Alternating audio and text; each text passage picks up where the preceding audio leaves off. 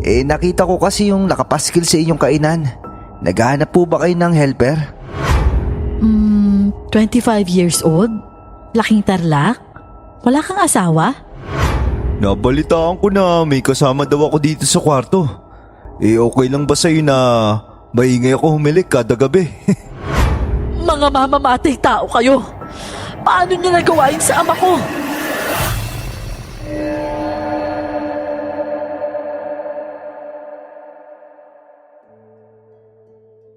Nung bata tayo, laging pinapaalala ng mga magulang natin na kapag may mali kang nagawa, humingi ka ng kapatawaran. Sabi nila, dapat makatotohanan lamang ang lalabas sa iyong bibig para hindi ka mapahamak. Pero paano kung walang nakikinig sa'yo? Paano kung yung batas na dapat magtatanggol sa tama, pumanig sa mali? Mahirap, lalo na kung mag-isa kang lumalaban sa digmaang dapat ay kakampi mo ang batas. Magandang araw, Miss Clar. 35 years old ako at kasalukuyang naninirahan dito sa Maynila. Tandang-tanda ko pa noon, kahit hirap na akong mamasukan bilang driver sa dati kong amo sa Tondo, kinakaya ko pa rin kasi kailangan ng kapatid ko na makapagtapos. 25 years old ako nung mangyari ang kwentong isishare ko sa inyo ngayon. Minsan, kahit sobrang nagtsatsaga ka sa buhay, paglalaruan ka pa rin ng tadhana. Ako po si Edwin at ito ang aking kwento. Bago ko po simulan ng istorya, huwag kalimutang mag-subscribe bilang suporta sa ating channel. Alam mo namang hindi makakatulong kapag nanahimik ka lang. Kaya kung ako sa'yo, sabihin mo na yung nalalaman mo, Edwin. Pasensya na po. Pero hindi ko po talaga kilala yung mga taong bumaril kay Sir David. Hindi ko po talaga sila kakilala. Pero taliwas yan sa sinasabi ng asawa ni Sir David mo, Edwin. Hindi uusad ang kaso na to kapag hindi ka nagsalita. At higit sa lahat, maaari ka pang makulong dahil ikaw yung pangunahing suspect sa krimen na to. Yung mga katagang yon ang naging simula ng aking pagtatago sa batas. Alam kong walang bisa ang anumang ilalabas kong testimonya dahil sa mata ng pamilya ng mga nagluluksa kong amo. Kasabwat ako sa pagpatay kay Sir David at ako lang ang maari nilang pagbuntunan ng galit at hinagpis. Pagkatapos ng pagkikita sa police station, hindi na ako muling nagpakita pa sa kanila. Habang maluwag pa ang bata sa akin, gumawa ako ng paraan at sumakay sa bus at nagpakalayo-layo. Sa aking pagtakas, hindi ko na namalaya na nasa isang probinsya na ako na kahit kailan hindi ko binalak na mapuntahan, sa Tarlac. Dala ang naipon kong pera na nagkakahalaga ng 15,000. Nakahanap ako ng maliit na apartment. Pang 3 buwan na renta ang kailangang bayaran. Kaya agad na parang bulang nalagas yung hawak ko. Kailangan ko ng pera. Kailangan ko ng pagkakakitaan. Kaya naman nandito ako ngayon, naghahanap ng pwedeng mapasukan. Alam mo ba kung paano gumamit ng computer? Ilang taong ka na ba? Bali, 25 anyos na po ako. Hindi po ako maalam sa computer pero alam ko naman kung paano gamitin yan dahil nanonood po ako sa aking amo. Magtiwala po kayo. Pag-aaralan ko yan. Pasensya ka na. Kailangan namin mas bata Tsaka yung maalam na talaga sa computer. Sige po. Pang 3 pasa ko na ito ng resume. Pero mukhang mailap talaga sa akin ang tadhana. Magmula kahapon pa ang huli kong kain. Kaya naghanap na ako ng karinderya. Sa aking paghahanap, sakto naman, may nakita akong hiring na nakapaskel sa nag-iisang parisan dito, malapit sa may bukid. Masyadong madaming customer yung parisan, kaya nag-antay na lang muna ako sa gilid. Pinagmasdan ko yung kainan. Paano nga ba namang hindi dadami ang pila nito? Only pala ang kanilang offer. Sa halagang 70 pesos lang, pwede ka nang makakain ng unli na pares at may unli pa na tubig. Kapansin-pansin din na ang mga customer, mga magbubukid at construction worker na nagtatrabaho malapit dito sa kainan. 30 minutos din ang inantay ko bago ako nakalapit sa mukhang namumuno sa kainan. Magandang babae siya, makinis at maputi.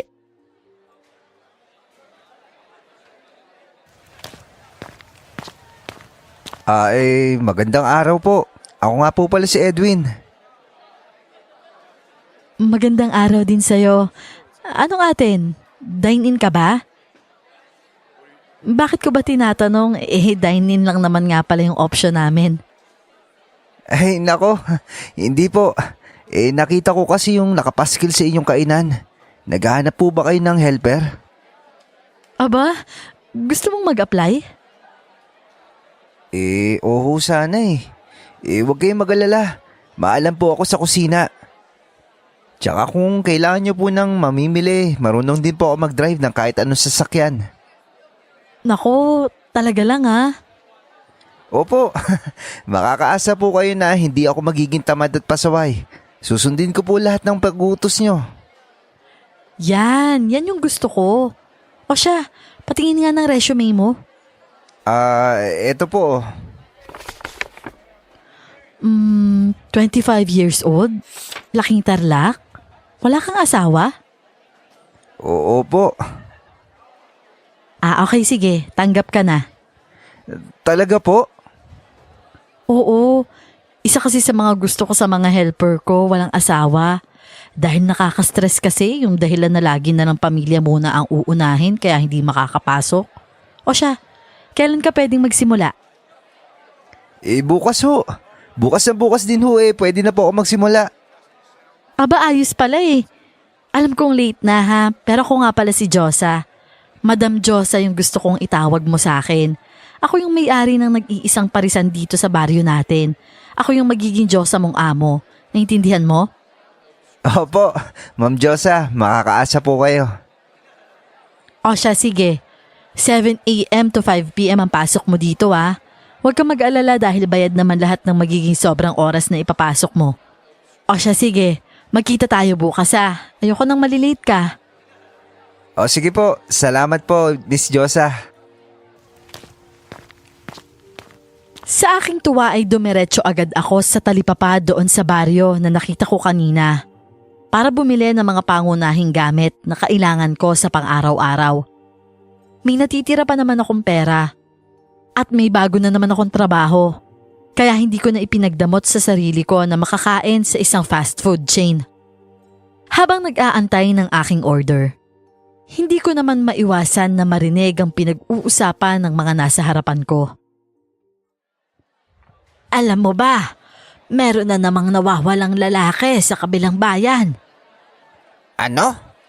Hindi pa nakakalipas sa isang linggo nang mawala yung binatang anak ni Aling Lita. Aba hindi lang yan. Dahil yung mga kaso ng nawawalang binata dito sa lugar natin, mukhang hindi naman napapansin ng mga pulis eh. Puro lang sila imbestiga. Wala namang hakbang na ginagawa. Ay nako manang, sinabi mo pa. Nagtaka ako sa aking mga narinig. May kumukuha daw sa mga binata dito sa Tarlac. Kung sa Maynila ay laganap ang pagkuha sa mga bata, dito naman, mga binata.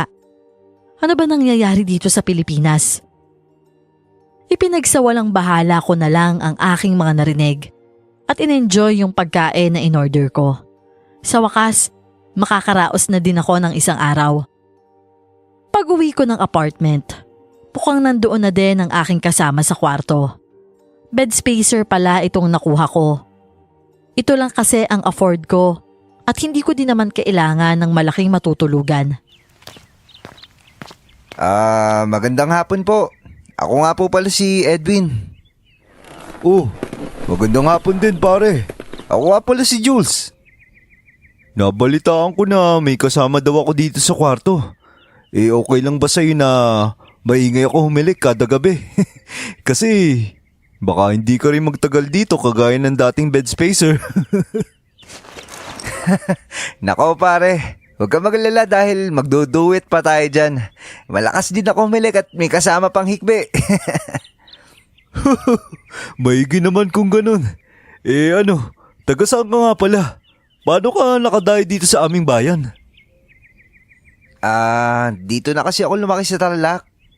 Nasa dulong parte na kasi yung aming bahay kaya lumipat ako dito malapit sa bayan. Ikaw ba? Dito ka rin ba lumaki? Naku, hindi no. Tubong Maynila ako. Dito lang ako nagtatrabaho dahil may kakilala yung tito ko dito sa pinapasukan namin. Pero babalik din ako ng Maynila bago pa makuha ng lintik na aswang yung katawan ko dito. Mapagbiro ka pala pre. Sira, totoong may aswang dito sa lugar natin. Hindi ka ba pamilyar dito sa gumagalang aswang na bumibiktima ng mga binata? Ha? Siyempre alam ko yun no. Pero hindi lang ako naniniwala. Sino ba namang maniniwala kasi na may aswang sa panahong ito? Lahat pwede mo na makita sa social media. Kung matsyempohan ko lang yun ipopost ko talaga yun sa social media yung aswang na yun. Paano mo ba kasi nasabing aswang nga yun? Kalahating taon din magmula nung mapabalita yung sunod-sunod na pagkawala ng mga binata dito sa lugar natin. Tapos hindi man lang sila nahagip ng CCTV. Ayon sa mga pulis mukhang matalino daw yung kung sino mang dumudukot sa mga lalaki. Hanggang isang araw, merong nakakita na isang matanda na meron daw 2 taong nagtatalo sa kanyang bukirin. Pero nung nilapitan niya at binanta ang babarilin, lumipad dito kasama yung lalaki. Kinabukasan, napabalita na hindi na nakabalik ng buhay yung lalaking yun. At meron na naman binatang nawawala. Dahil lang doon? Alam mo pare, kung ayaw mo maniwala, bahala ka dyan. Basta ang payo ko lang sa'yo, mag-iingat ka at hindi mo masabi. Baka ikaw na pala yung sunod na biktima. Nginitian ko na lang siya at dumiretso na ako sa banyo para maligo. Bigla kong naalala yung pinag-uusapan nung 2 kanina sa fast food chain. Katulad din yon ng binanggit ni Jules. Napatanong na lang ako sa aking sarili. Kung totoo nga bang may aswang dito sa Tarlac? Kung oo man o hindi, hindi ko na problema yon dahil mas kailangan kong kumita para mamuhay dito sa lugar na to. Higit pa doon, hindi ko alam kung paanong paghahanap na ang ginagawa ng mga pulis ng Maynila sa akin. Sana patahimikin na nila ako dito sa probinsya para makuha ko na ang kapatid ko at dito manirahan. Unang araw ko ngayon at sinadya ko talagang maaga akong makarating sa trabaho. 6:30 pa lang ng umaga, nandun na ako sa parisan ni Madam Josa. Mukhang gising na din si Madam dahil bukas na ang pinto kaya pumasok na ako sa loob. Doon ay nakita ko siyang may inaayos sa likuran ng kanyang bahay. Pumunta ako agad doon para matulungan siya dahil mukhang mabibigat ang kanyang binubuhat. Madam, ako na dyan. Diyos ko Edwin, nagulat naman ako sa'yo. Ay, pasensya na po kayo Madam Josa. Tsaka maganda umaga po sa iyo ha. Hayaan niyo na po ako magbuhat ng mga ito.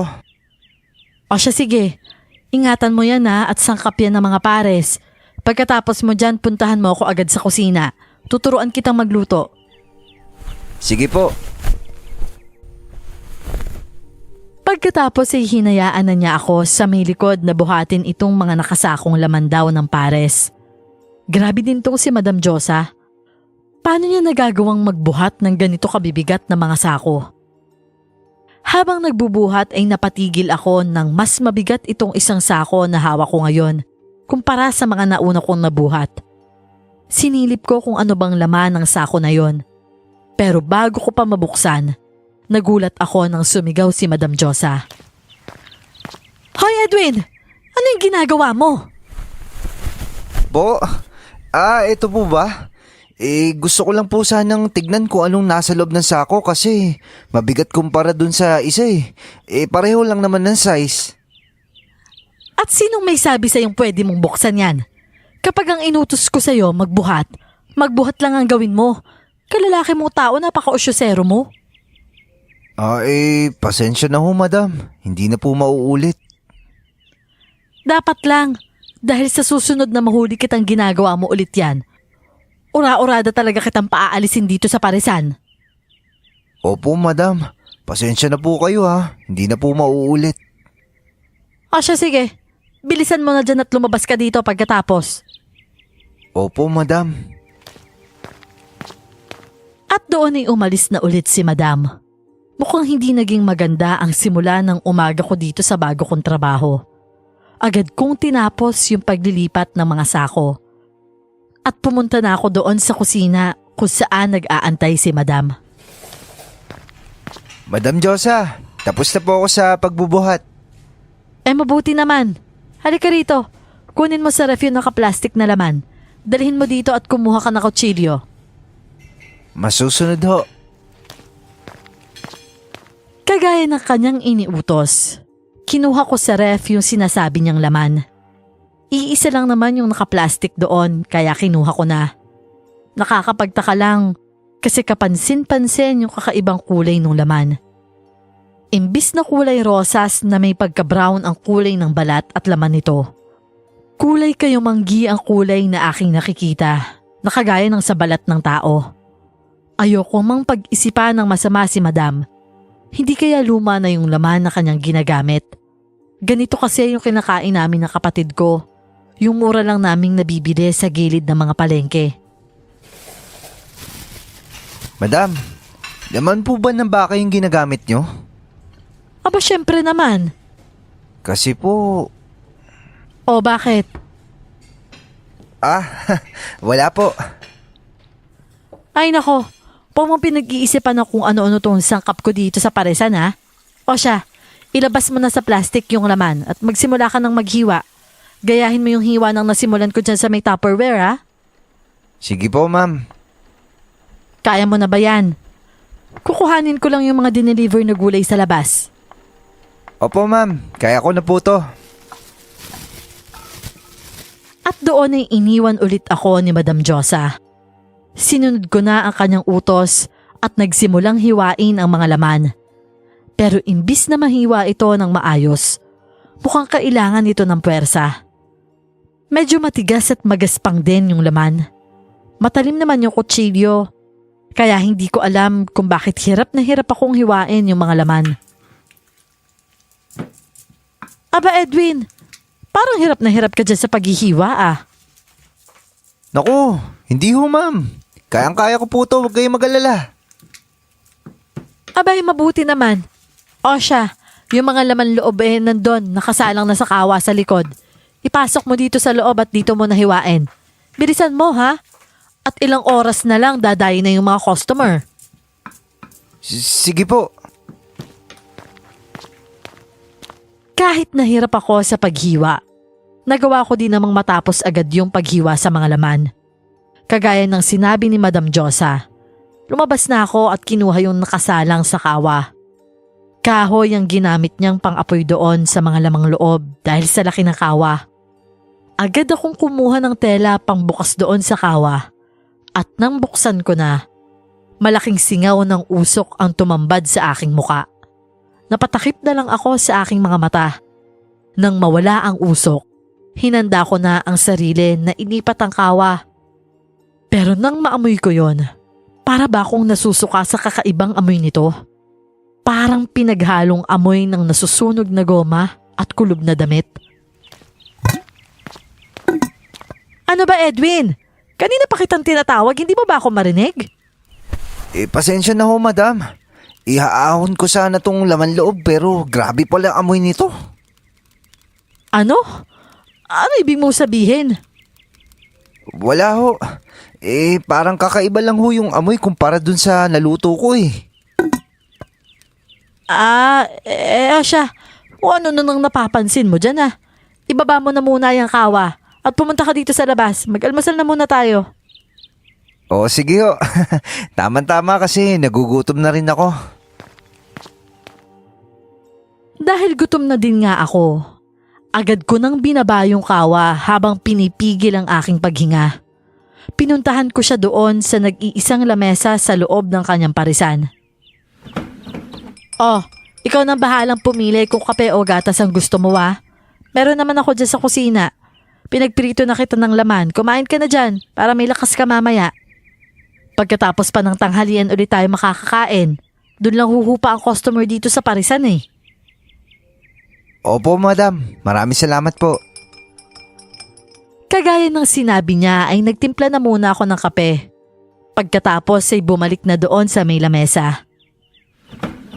Madam, kung hindi niyo po mamasamain, pwede ko po bang malaman kung ilang taon na ho tong parisan nyo? Eto ba? Naku, kalahating buwan pa lang to. Pero napapansin agad ng mga residente, no? Dahil nga sulit at tipid. Kaya ikaw, ayusin mo yung serbisyo mo sa kanila ha, para hindi tayo mawawalan ng customer, okay? Naku ma'am, maaasahan niyo ako dyan. Kung ganun po dito na rin po ba kayo natutulog? Napapansin ko po kasi na ang laki ng kainan nyo para sa parisan eh.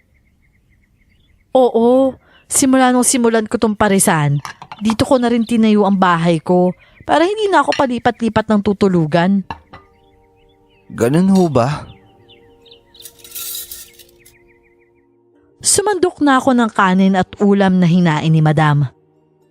Dahil sa gutom, agad ko nang sinubo yung isang kutsarang punong-puno ng kanin at pritong laman na kanyang niluto. Pero sa aking pagmuya at paglasa ng pagkain, napakunot ang aking noo at para bang hirap na hirap ako na nguyain ang laman. Napakatigas ba naman kasi nito? Oh, Edwin, may problema ba? Medyo matigas po kasi yung laman eh. Ganun ba? Naku, pasensya ka na ha. Hindi ko na kasi pinakuluan yan. Diretsong prito na lang. Naku, okay lang po ma'am. Masarap pa din naman po yung luto nyo. Gusto ko sanang sagutin si Madam na kahit naman diretsong prito ang gawin sa laman at hindi napakuluan, lalambot pa din ito basta maprito lang ng maayos. Pero kailangan kong pigilan ang sarili ko. Bahala na. Ngunguyain ko na lang, laman tiyan din naman eh. Wala ako sa pwesto para magreklamo, lalo na't kailangan ko yung trabaho. Ilang taon ka na ba dito sa Tarlac, Edwin? Sabi mo, dito ka lumaki, tama ba? Opo. Pero sa kabilang sulok pa ho ng Tarlac at bago pa lang po ako dito sa baryo nyo. Ganun ba? Kamusta naman dito sa baryo namin? Ano, palagay mo? Nako, unang araw pa nga lang kung ano-ano na yung naririnig ko. Kung ano-ano? Kagaya ng? Na may aswang daw ho dito na pakalat-kalat at kumukuha ng mga binata. Hindi ko naman maisip kung bakit binata yung pinupuntirya ng kung sino mang halimaw na yun. Biruin niya ba naman? Puro lalaki ang gusto't mukhang hayok na hayok sa mga kalalakihan. Nakakaawa tuloy yung mga naiwang pamilya ng mga binatang yun. Walang awang pinagkukuha. Kayo po ba? Alam niyo din ho ba yung kwentong yun? Nang tingnan ko siya ay agad akong nagulat sa kanyang ekspresyon. Parang galit ito at matatalim ang mga tingin sa akin. Madam? Kung wala kang magandang sasabihin, huwag mo nang ibukas yung bibig mo ha. Hindi ko gusto yung tabas ng dila mo. Baka yan pa ang maging dahilan para mawalan ka ng trabaho. Tapusin mo na yung pagkain mo. At ilang minuto na lang magbubukas na tayo. Pagkatapos ay tumayo na siya. Sa hindi ko alam na dahilan, nagtaasa ng aking mga balahibo at parang kinakabahan ako. Nakakatakot ang mga matatalim niyang tingin na para bang may mali akong nabanggit. Isang linggo na rin magmula nang magtrabaho ako sa Parisan ni Madam Josa. At salamat naman sa Diyos, natanggap ko na ang una kong sahod. Kasalukuyan kaming nasa labas ni Jules dahil nangako ako sa kanya na ililibre ko siya sa unang sahod. Hindi kasi siya nagsasawang bigyan ako ng mga nauuwi niyang pagkain. Mula dun sa pinagtatrabahuhan niya, na laking tipid din naman sa akin. Pre, saan mo balak kumain ngayon? Naku pre, wag mo na akong tanungin dahil ubos talaga yung sahod mo sa akin. Ito naman walang konsiderasyon sa budget. Ikaw naman bahala mamili pero siguraduhin mo lang na kasya yung 500 ha. 500? Naku, malaki yan. Tara na, may alam akong resto bar dyan sa bayan. Ha? Ayaw mo ba kumain ng kanin? Sira, weekend ngayon. At kailangan din naman natin magsaya, no? Malay mo, huling araw na natin to. Huling araw? Anong ibig mo sabihin? Baka bumalik na kasi ako sa Maynila, Edwin. Kaya wag mo nang maraming tanong dyan. Tara na, magsaya na tayo. Kahit na hindi ako malakas uminom ng alak, sinunod ko na lang kung ano ang gusto niya. Pasasaan pa, babalik na din naman siya ng Maynila. 30 minutos lang ang binyahe namin at nandun na kami agad sa resto bar na tinutukoy niya. Tama nga siya, ang sarap sa pakiramdam ang magpahinga ng 1 beses sa 1 linggo. Sobrang gaan ng paligid at nakaka-relax yung tugtog dito sa resto bar. Hindi maingay at sulit na talaga ang 500 piso na meron ako.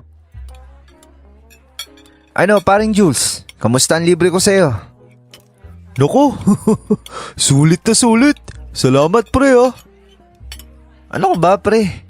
Binabalik ko lang naman yung kabutihan mo nung nakaraang araw. Ganun ba? Pero maraming salamat pa din ah. Kasi kahit 1 linggo pa lang tayo nagkakasama sa apartment, naging kaibigan na kita. Kaya nga Salamat din at kahit bagong salta ako dito sa baryo, pinagaan mo ang bigat ng problema kong dala. Ha? Bagong salta? Ang totoo kasi niyan, paring Jules. Taga Maynila din talaga ako. Lumuwas lang ako dito sa Tarlac dahil may problema akong kailangan takasan sa Maynila. Total, babalik ka naman dun. Maigi na, sabihin ko na sa'yo yung totoo. Mahirap din kasi magpanggap Lalo na kapag nagtatanong ka ng mga bagay tungkol dito sa Tarlac.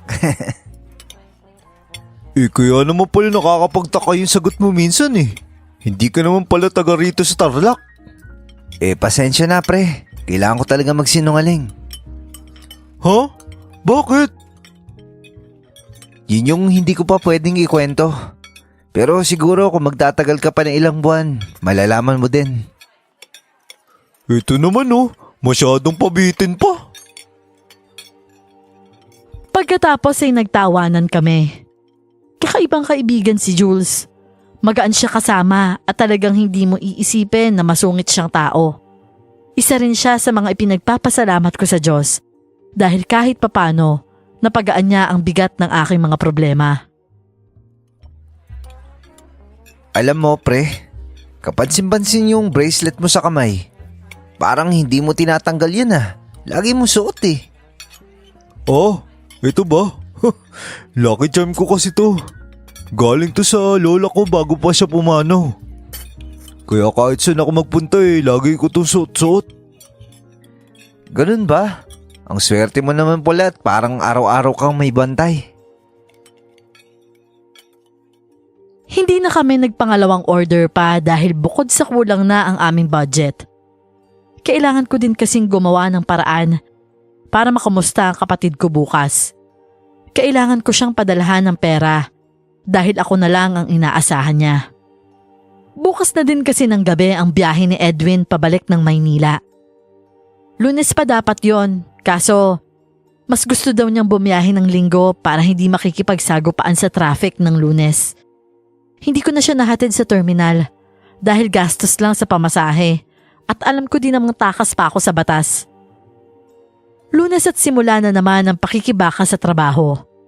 Mukhang maganda ang mood ni Madam Josa dahil abot langit ang ngiti nito.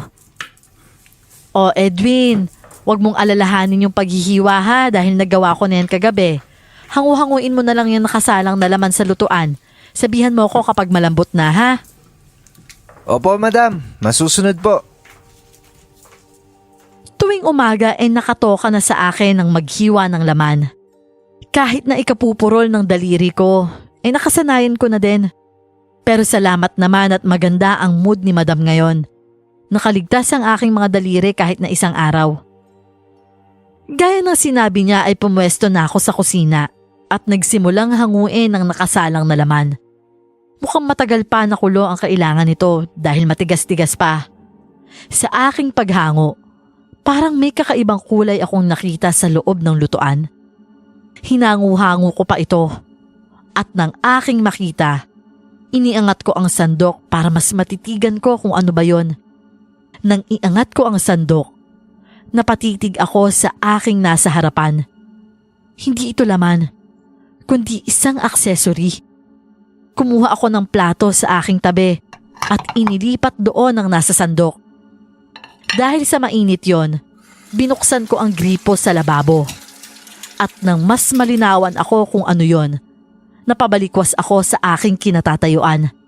Kagaya ito ng bracelet ni Jules. Madam? O bakit Edwin? Kumusta yung iniuutos ko sa'yo? May bracelet po sa pinapakulan nyo. Kitang-kita ko kung paano nanlaki ang kanyang mga mata. Nang ipakita ko sa kanya ang bracelet na aking hawak-hawak. Yan ba? Nako, bracelet ko yan. Regalo yan ng tatay ko nung kaarawan ko. Po? Ito namang si Edwin? Ano ba nangyayari sa'yo? Natataranta ka dyan, bracelet lang yan. Akin na nga yan. Bumalik ka na dun sa kusina. Pinapainit mo na naman ang ulo ko eh. Pagkatapos noon ay kinuha niya ang bracelet na hawak ko. Sabay pasok sa kanyang kwarto. Ako naman, naiwan dito na nakatulala at nagtataka. Paanong mapupunta sa aming lutuan ang bracelet ni Jules? Hindi ako pwedeng magkamali. Dahil katulad yon ng bracelet ni Jules, kung saan nakaukit pa mismo ang pangalan ng kanyang lola. Buong araw na yon na madaming gumugulo sa isipan ko. Naging mahirap sa akin ang makipagkomunika kay Madam Josa dahil sigurado ako sa sarili ko, may tinatago siya. Unang-una sa lahat, bakit nasa kanya ang bracelet ni Jules? Nang matapos na ang shift ko, agad akong gumawa ng paraan para makontak si Jules. Simula nang dumating ako sa lugar na to, hindi ko pa binubuksan ang cellphone ko. Hinihiram ko lang kasi ang cellphone ni Jules kapag kinakausap ko yung kapatid ko. Kaya kahit na alam kong sugal, naglakas loob akong buksan ito para masigurado kung nakauwi ng maayos si Jules. Gaya ng inaasahan, tad ako ng messages at missed calls mula sa mga taong may kinalaman sa kasong gusto nilang ipataw sa akin. Pero hindi ko na muna yun pinansin. Bago pa malaman ni Detective Elmer na bukas na muli ang linya ko, agad kong denial ang number na binigay sa akin ni Jules. Nadagdagan lamang ang aking pag-aalala. Dahil sa ilang beses kong subok na pagtawag, nagre-ring lamang ang cellphone niya. Hanggang sa nakailan na nga ako nasubok, hindi na ito nagring. Hanggang sa operator na lamang ang nagsalita na ibig sabihin nakapatay na ang cellphone ni Jules. Alam kong hindi ako makakatulog nang may sumasagabal sa aking isip. Kaya kinuha ko ulit ang aking damit at sinuot ko yon. Papunta na sana ako sa labas nang maabutan ko ang aming landlord at isang lalaki na nag-uusap sa labas ng bahay. Oh Edwin, mabuti naman at bumaba ka na. Tatawagin na sana kita sa kwarto mo eh. Po? Bakit po, madam? Oh eto, kausapin mo na yung bisita natin dito. Ang sabi niya nanay daw siya ni Jules. Hinahanap sa atin eh. Hindi ba't kagabi pang umalis yun dito? Ha? Ano pong ibig niyo sabihin? Ikaw ba si Edwin? Naikwento ka sa akin ni Jules eh. Sabi niya ikaw daw ang kasama niya sa apartment. Tama ba? Alam mo ba kung nasaan siya? Sabi niya magkikita kami sa terminal. Pero anong oras na? Hindi pa din siya nadating doon. Ang huling sabi niya sa akin, nakaalis na siya ng apartment. Oo, ako nga po yung kasama niya sa apartment. Ang kaso huli namin pag-uusap nung nagpaalam siya papunta sa Maynila. Sinusubukan ko nga din tawagan siya kaso hindi ho nasagot. May alam po ba kayo na ibang taong pwede niyang puntahan? Nakausap ko na lahat ng nakatrabaho at alam kong kaibigan niya dito. Pero lahat sila hindi rin alam kung nasaan si Jules. Diyos ko po, nasaan na kaya yung anak ko? Eto ay sa akin lang naman ha. Hindi kaya nabiktima na din si Jules nung gumagalang aswang dito sa bayan? Hindi pwede. Siya lang ang anak ko, hindi. At doon ay nagsimula na ngang mataranta ang nanay ni Jules. Kaya pinapasok muna namin siya sa loob ng bahay. Ayoko mang isipin na baka nga nabiktima din si Jules. Wala na akong ibang maisip na dahilan. Imposibleng hindi siya tumuloy pa Maynila. Kitang-kita naman kung gaano siya kasaya na babalik na siya ng syudad. Muli kong naalala yung bracelet kanina sa parisan. Sa mga nalaman ko ngayong gabi, malakas ang kutob kong may kinalaman si Madam Josa sa mga nangyayari. Edwin, sa tingin mo ba, pwedeng nabiktima nga si Jules ng mga gumagalang aswang dito sa lugar natin? Hindi ko din masabi, madam eh. Pero hindi natin pwedeng baliwalain yun. Kung kailangan mo ng tulong o proteksyon, sabihan mo ko ha. Dati akong albularya at alam ko kung paano sila mapapalayo sa'yo. Kung alam ko lang sana ginawa ko na din sa pamangkin ko yon. Ano pong ibig niyo sabihin? Aba mahigit 2 linggo nang nawawala yung pamangkin ko. Pero babae siya kaya hindi ko masisigurong aswang nga ang kumuha sa kanya. Masyado kaming naging komportable dahil sa mga lalaki lang naman na kinukuha. Sana nabigyan ko siya ng mga pangontra sa aswang. Di sana hindi kami aligaga sa paghahanap sa kanya ngayon. Ikinagulat ko naman ang aking mga narinig. Hindi naman kasi ito binabanggit ni Madam sa amin. Pero sa ngayon, ipinagsawalang bahala ko na muna yon dahil mas kailangan kong alamin kung ano nga ba talaga ang nangyari sa kaibigan kong si Jules. Kinabukasan ay 4:00 akong nagising. Kailangan kong malaman ang kasagutan sa mga tanong na bumabagabag sa aking isipan. At alam kong makukuha ko lang ang sagot kapag nag-obserba ako sa lugar na aking pinagtatrabahuhan. Marami na akong napansing kakaiba unang araw pa lang. At sa pagkakataong ito, kailangan kong malaman ang sagot lalo na't nadamay na ang taong naging malapit na sa akin. Pagdating ko sa parisan, kapansin-pansin ang isang kotse ng pulis nakaparada sa harap ng bahay. Ngayon ko lang yun nakita. Wala akong susi ng parisan, kaya naman plano kong sa likuran dumaan. Bukid kasi ang likod ng bahay ni Madam Josa at kahoy lang ang harang kaya madaling pasukin. Pero bago pa man ako tuluyang makapasok sa loob, nakarinig ako ng boses ng 2 tao na nag-uusap. Anak, hindi pa ba sapat yung nakuha mo naman para magpahinga ka naman sa ginagawa mo? Tay, kulang na kulang nga yung mga nakuha ko. Lalo na't mas nakikilala na yung parisan. Hindi ako pwedeng tumigil sa pagkuha ng laman, kundi malulugi tong parisan na to. Isa pa, kailangan ko ding bigyan yung mga kamag-anak natin na umaasa sa akin. Ang inaalala ko lang naman, baka hindi ko nakayanin ang pagtakpan ng ginagawa mo. Sa dami ng nawawalang binata, sunod-sunod na yung reklamo sa mga pulis at humihingi sila ng agarang aksyon.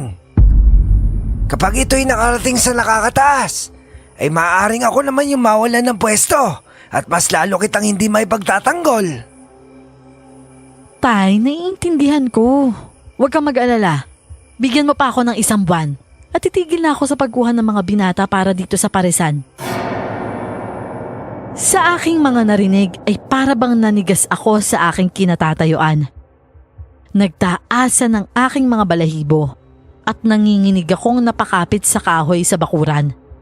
Sa kasamaang palad, nagbigay ingay yon na nakatawag na kanilang pansin. Sino yan?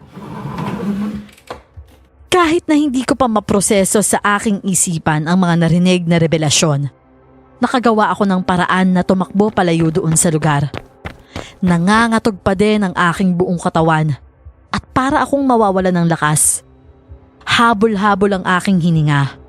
Napabalik ako ng apartment at doon ay binalikan ko ang aking mga narinig kanina.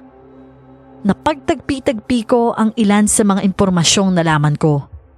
Una, kaya pala mailap ang kilos ng polis sa mga sunod-sunod na kaso ng pagkawala ng mga binata. Dahil kasabwat ang ama ni Diyosa na siyang nasa likod ng pagkuha ng mga lalaki. Pangalawa, nakakasukamang isipin na sagot ang aking agam-agam sa laman na ginagamit sa parisan. Kailangan kong ipunin ang aking lakas dahil hindi pwedeng panghinaan ako ng loob sa aking mga nalaman.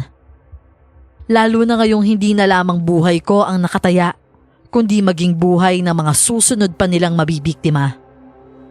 Saktong 7:00 ng umaga, nakarating na ako sa parisan.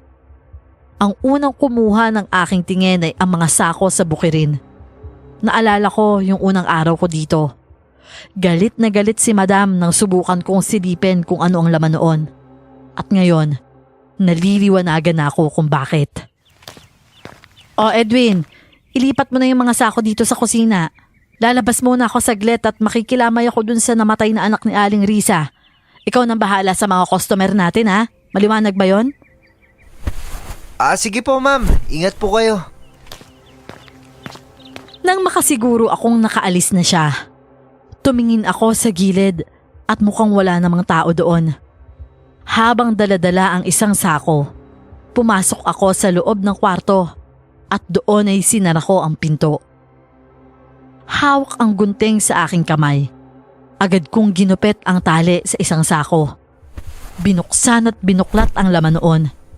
At doon ay hindi ko na napigilan ang aking sarili na maduwal.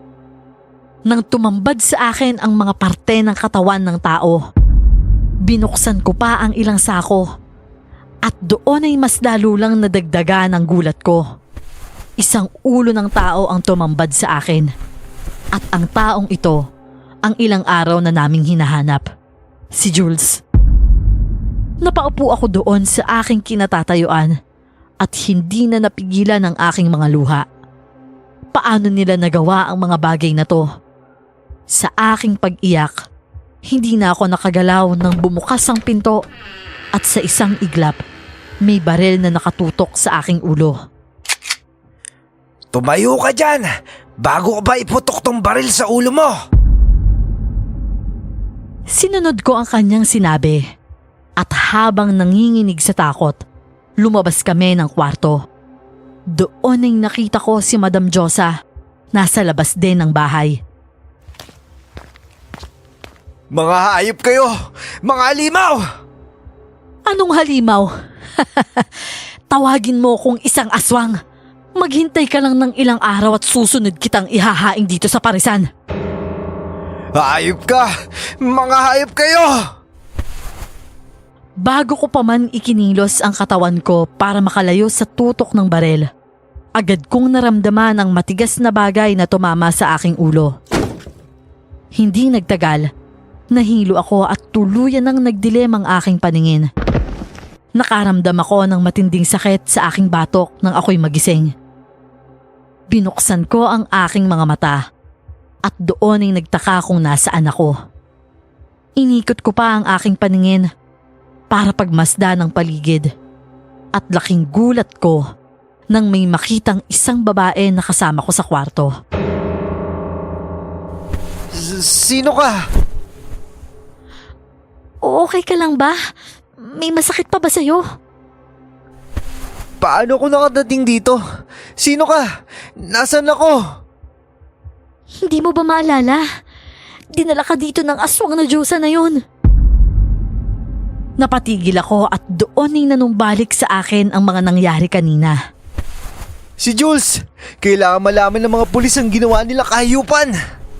Teka kumalma ka. Hindi makakatulong kung uubusin mo yung lakas mo dito dahil walang makakarinig sa atin dito. Ano? Anong ibig mo sabihin? Nasa loob tayo ng bodega ng mga hayop na pamilya ng mga aswang na yun.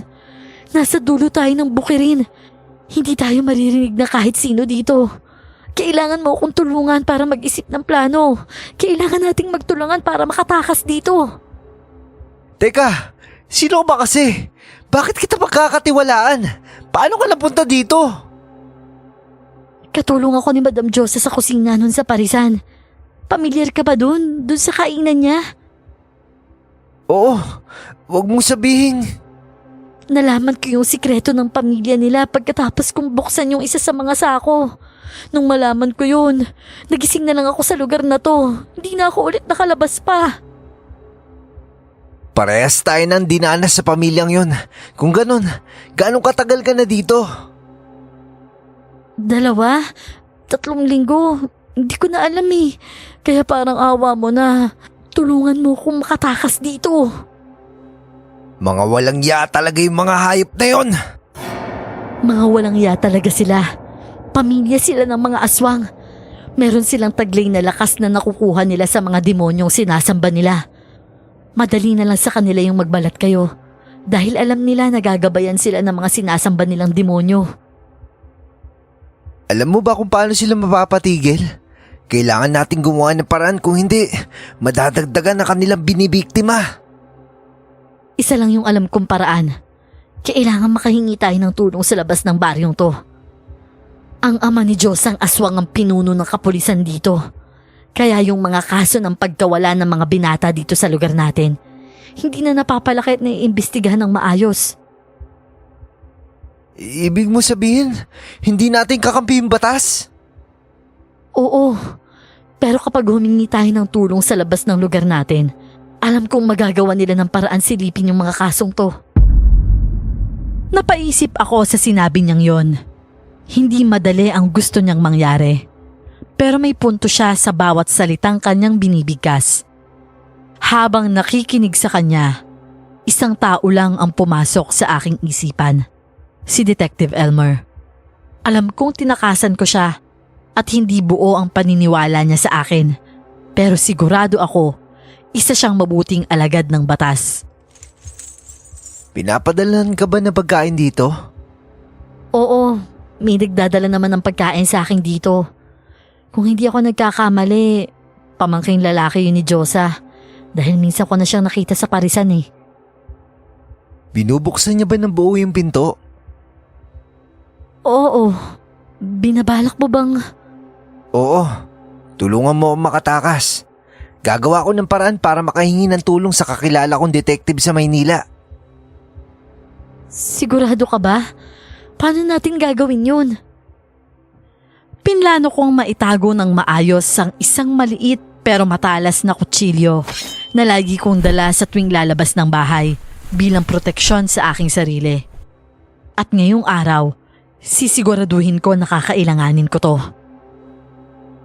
Huwag mo sabihing papatay ka din? Kung kinakailangan, aswang ang mga makakaharap natin at hindi natin sila pwedeng ituring na tao. Ayon kay Karen, pagkagat ng dilim sa bodega, siya ring pagdala ng pagkain sa kanya doon. Kaya naman bago pa tuluyang dumilim, nakapwesto na ako sa pinto. Hawak ang kutsilyo sa aking kamay. Ilang minutong pag-aantay pa at narinig na namin ang pagtanggal ng kadena na mukhang harang sa pinto sa labas. Inihanda ko na ang aking sarili sa pag-amba at doon ay nakaabang ako sa gilid. Hinintay kong tuluyan ng mabuksan ang pinto at makapasok sa loob. Tiningnan ko ang ekspresyon sa mukha ni Karen na magsisilbing go signal ko. Pero iba ang ekspresyon ng kanyang mukha. Imbis na masunod ang aming plano, para bang takot na takot siyang nakatingin sa taong nagbukas ng pinto ng bodega. Nasaan yung bagong mo kasama? Kilala ko ang boses na yon. Tatayo ni Josa. Bago pa niya ako makita at malaman ang balak naming gawin, inunahan ko na ang pag-atake sa kanya. Hawak ang matalim na kutsilyo sa aking kamay. Agad ko yung sinaksak sa kanyang paahan para masigurong hindi na siya makalakad.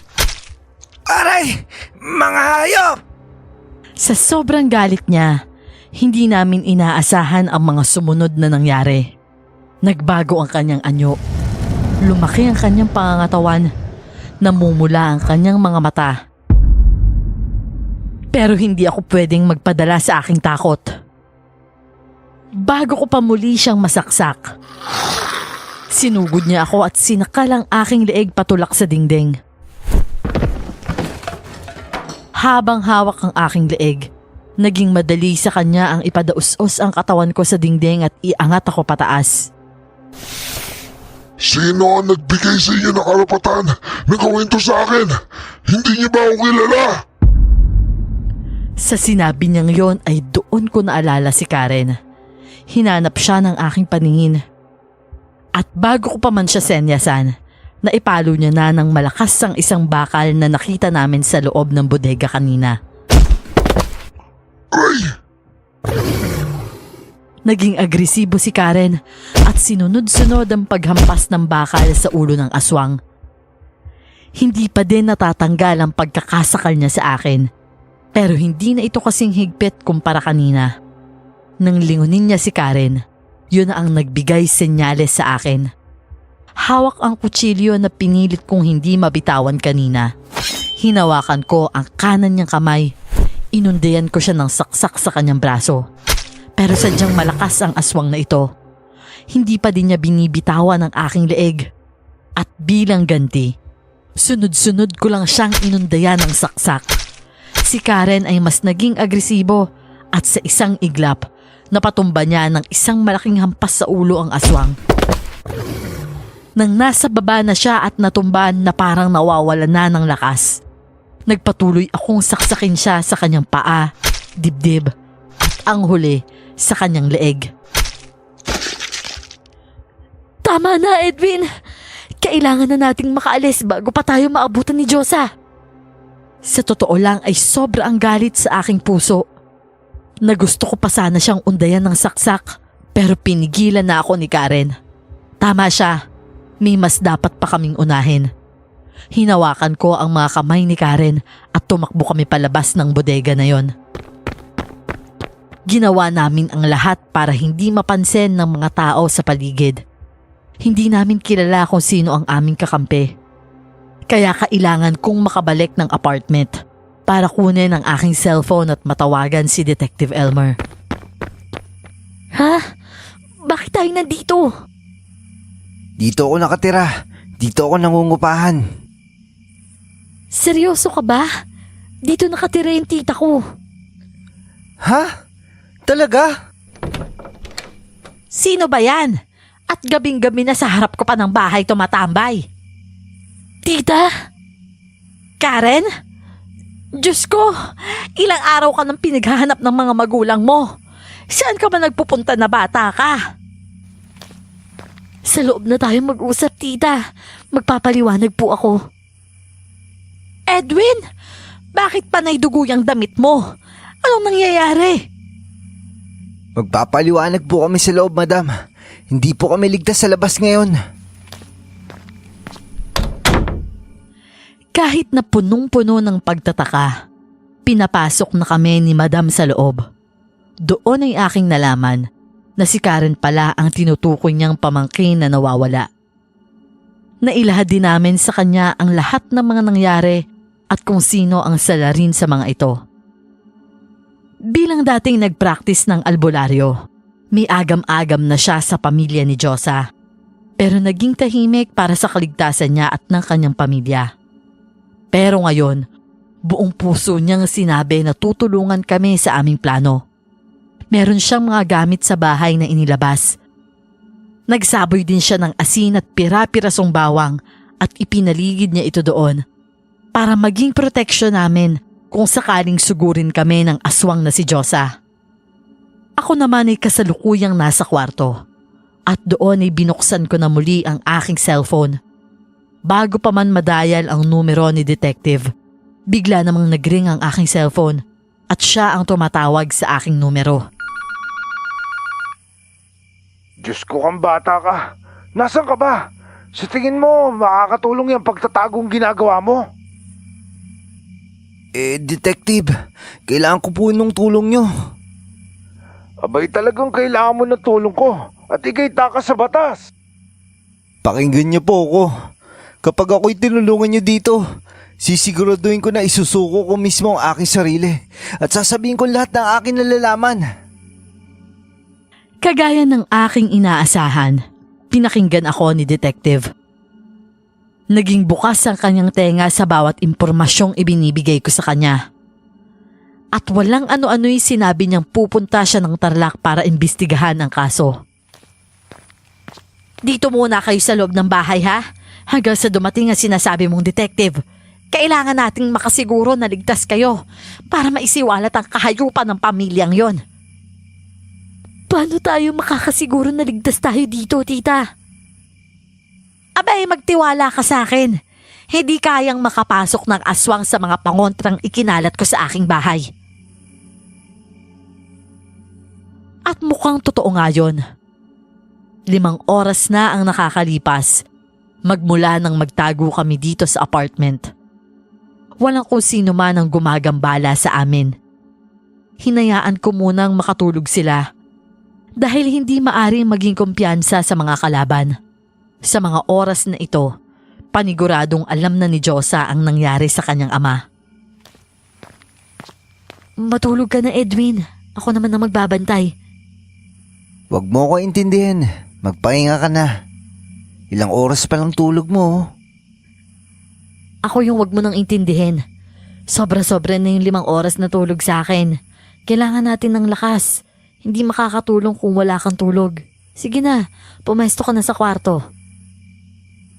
Sigurado ka ba? Oo, ako na bahala dito. Tama nga naman si Karen. Kailangan ko din na ipahinga ang aking sarili. Dahil ako ang haharap kay Detective bukas. Dumiretso na ako sa kwarto at doon ay ipinikit ang aking mga mata. Inalala ko ang mga nangyari sa akin sa loob lang ng 1 araw. Gaano nga ba kalupit ang tadhana at ito na naman ako, may bagong problema. Habang mahimbing ang aking pagtulog, siya naman akong nagising matapos makarinig ng malakas na hiyawan sa labas ng apartment. Sumilip ako sa bintana para alamin kung sino yon. At laking gulat ko nang makita si Josa nagwawala sa labas. Agad akong lumabas ng kwarto at doon ay nakita ko si Karen at ang kanyang tita. Nakikipagsagutan kay Josa sa labas. Mga mamamatay tao kayo! Paano niyo nagawa yun sa ama ko? Alam mo kung bakit gano'n na kinahantungan ng ama mo? Ang lakas ng loob mong sumugod dito. Hindi ka ba nahihiya na malaman ng lahat ang pagpapanggap ng buong pamilya nyo at lahat ng mga kamag-anak mong aswang? Anong aswang? Nasisiraan ka na ba ng bait? Umamin ka na. Ikaw ang nasa likod ng sunod-sunod na pagkawala ng mga binatang lalaki dito sa lugar natin. Kasabwat mo yung tatay mong pulis, di ba?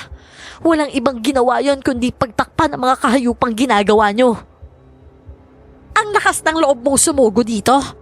Bakit hindi mo magawang makapasok sa bahay namin, ha? Natatakot ka ba na makita ng lahat na mawalan ka ng lakas dahil sa mga nakakalat na pamuksa ng aswang sa pamamahay ko? Mga baliw, pagbabayaran nyo lahat ng ginawa nyong pagbibintang sa akin. Ikaw na babae ka, wala kang utang na loob. Matapos kitang bigyan ng trabaho dahil sa pagmamakaawa mo. Trabaho? Trabahong pagtakpan yung kababuyang ginagawa mo sa parisan mo? Lalabas na sana ako para awatin ng 2 panig nang mag-ring ang aking cellphone. Si detective ang tumatawag.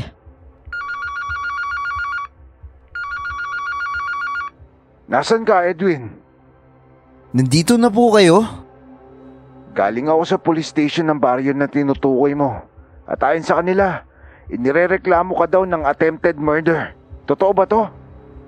Detective, sabi ko naman sa'yo, huwag kayong dediretso dyan dahil hindi sila nagsasabi ng totoo. Aba, at ako pa yung pinangaralan mo ha. Lumabas ka dyan sa bahay nyo.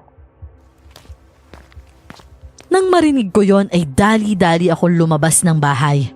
At doon ay nakita ko na nga siya at mukhang kasama niya na din ang kanyang team. Detective! Nasaan na yung parisan na tinutukoy mo? Siguraduhin mo lang na hindi ka sinungalingan yung sinasabi mo. dahil hindi biro ang kumuha ng search warrant. Pasalamat na lang at may kakilala ako dito pulis ng Tarlac. Siya po, siya yung may-ari ng parisan. Nang sabihin ko yon ay nakuha ko ang atensyon ng lahat. Kabilang na si Madam na Aswang. Kitang-kita ko ang gulat sa kanyang mga muka. Hindi niya siguro inakalang kaya naming gawin ito matapos niya kaming alipustain. Ano bang pinagsasasabi niyo? Nako Chief, huwag kayong naniniwala sa mga to. Dahil sigurado dala lang ng galit ang ikinikilos ng mga yan. Nako, huwag na ho kayong magsayang pa ng oras. Huwag mo na sayangin ang oras namin at samahan mo na kami sa parisan mo. Hawak namin ang search warrant kung sakaling ikay tumanggi. Hindi kayo pwedeng makapasok sa pamamahay namin. Sa isang iglap ay nagbago ang kanyang anyo. Ang mga mata niya ay namumula at galit na galit ang tingin. Nagulat na lang kami nang bigla niyang sunggaban si Detective. At doon ay buong puwersa niya itong dinaganan na siyang ikinatumba naman ni Detective. Mukhang nabigla din ito sa ginawa ni Josa. Agad namang kumilos ang team ni Detective at inilayo siya sa ibabaw ni Detective bago pa man may masamang mangyari. Dahil sa kanyang ginawa, lalo lamang nabigyan ng katotohanan ang nauna ko nang ikinuwento kay Detective Elmer. Matapos ang komosyon sa harap ng apartment, dumiretso na kami sa parisan. Hindi na naging pribado ang mga nangyari dahil sa komosyon na nangyari kanina. Puno ng tao sa paligid at kitang-kita ang pagtataka nila sa mga nangyari. Hanggang sa makarating kami sa parisan, puno pa din ng tao.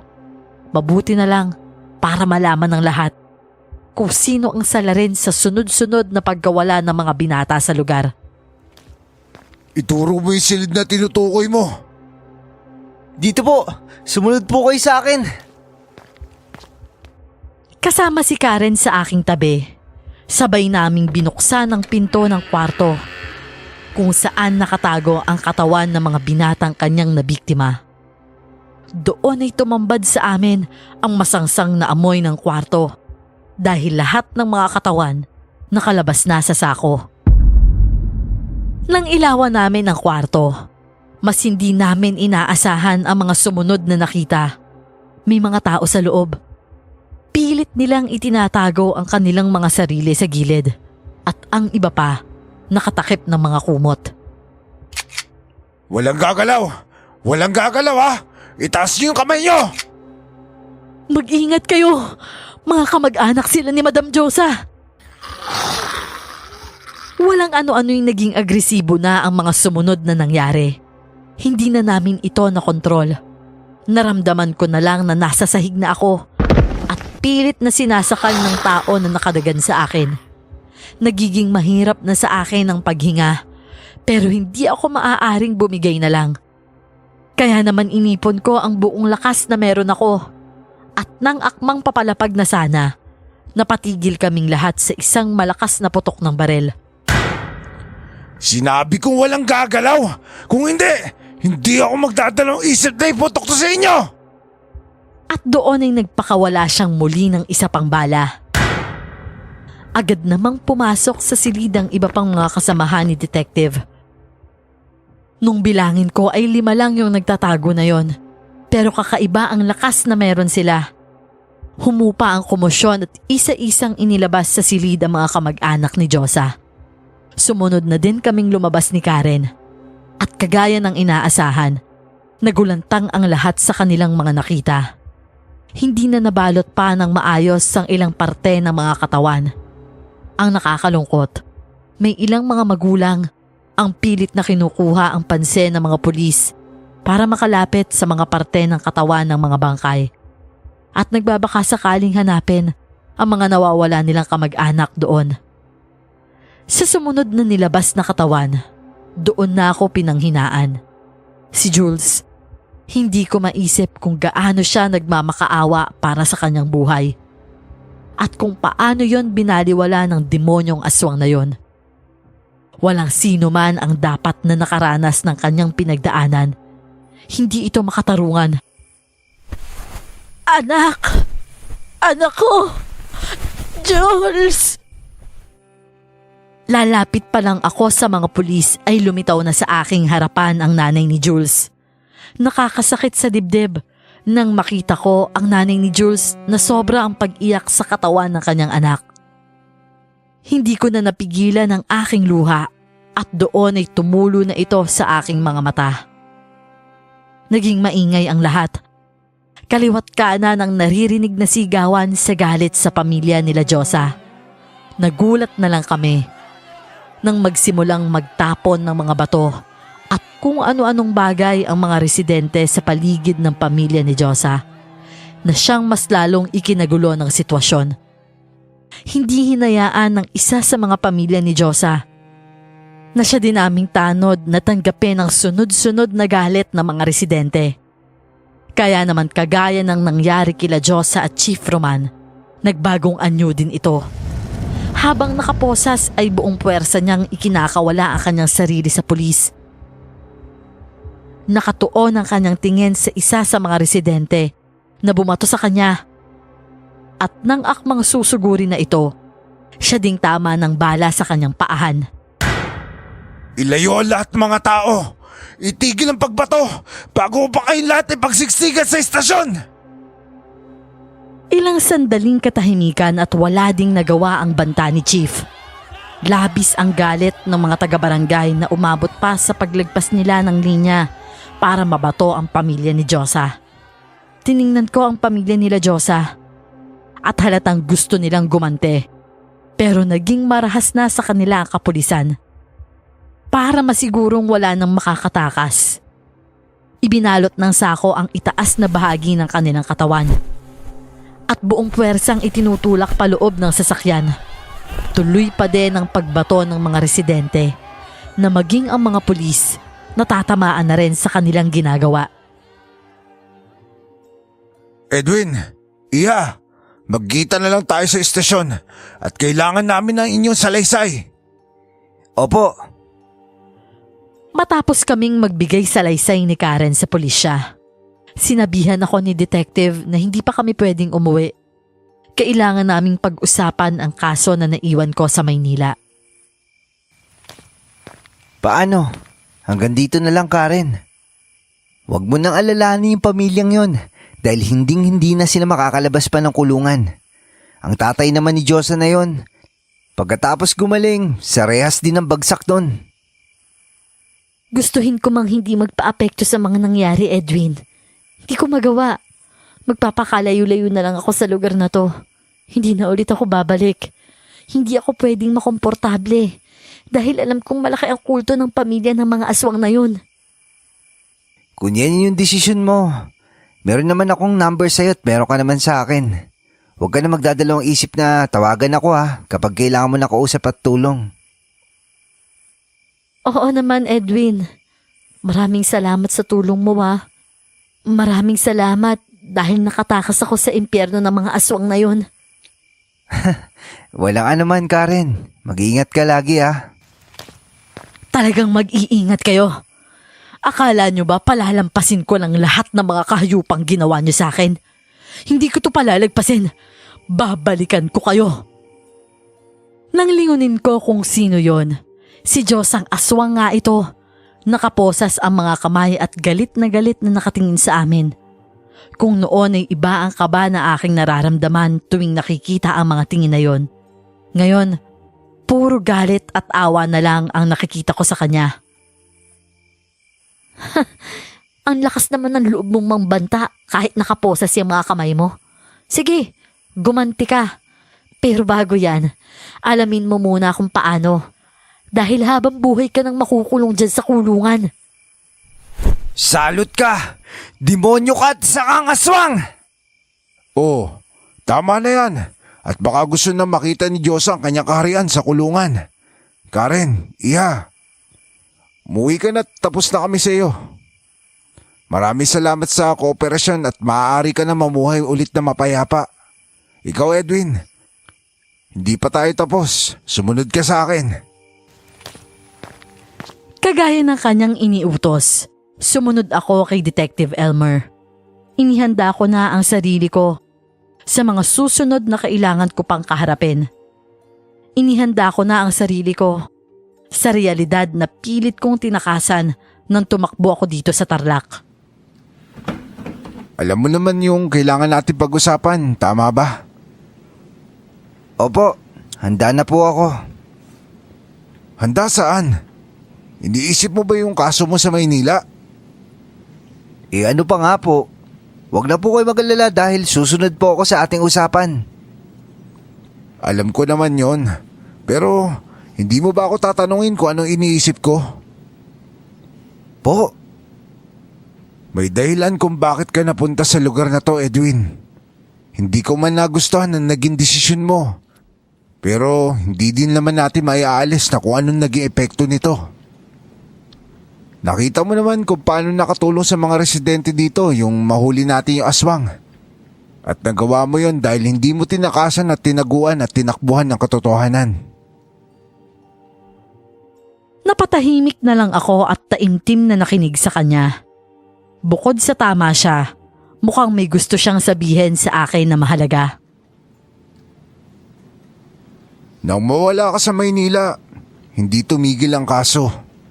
Naging mahirap pa rin para sa amin. Aminado ako doon pero kailanman hindi ako susuko sa kasong hinahawakan ko hanggang malaman ang katotohanan. Ilang araw matapos kang tumakas, merong witness na lumabas at nakakita na nangyaring pagpatay sa iyong dating amo. Dahil sa salaysay niya, nahuli ang lahat ng suspect sa ginawang pagpatay, pati na rin yung mga kasabwat. ano po? Talaga po? Oo. Lumalabas na trabahador ng amo mo ang suspect at yung mga kasabwat nito, nakaalitan niya matapos hindi pa hiramin ng pera ng iyong amo. Pero hindi pa rin malinis sa pangalan mo dahil hindi ka naman nagbigay na salaysay bagkus tinakbuhan mo yung kaso.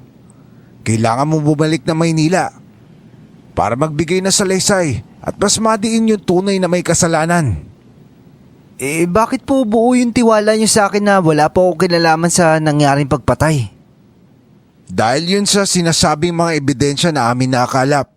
At higit sa lahat, ilang mga kaso na ang akin nahawakan. At hindi na bago ang kasong kinakaharap mo ngayon. Hindi na bago sa akin na makaharap ng isang taong kagaya mo. Alam ko, Edwin.